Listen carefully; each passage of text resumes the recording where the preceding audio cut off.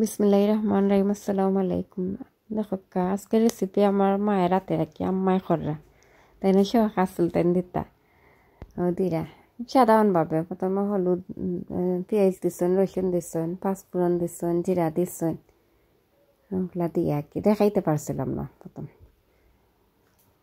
দেখতে থাকক কিলা এখন খররা সব মশলা দিয়া সব মশলা এখন মিশাইয়া একটু খসাইবা রেসিপি করবা কি ডিম্ব না মতে সাধারণভাবেও করে মশলা খসাইরা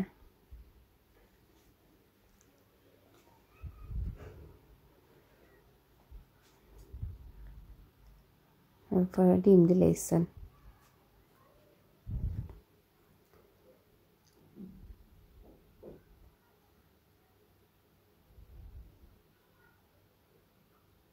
দিয়া মশলাটা একটু ডিম রে খসাইরা তারপরে পরিমাণ মতন পানি দিলেইছেন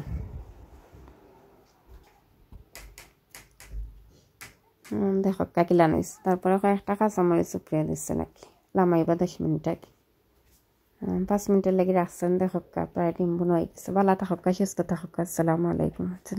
সাবস্ক্রাইব করেন।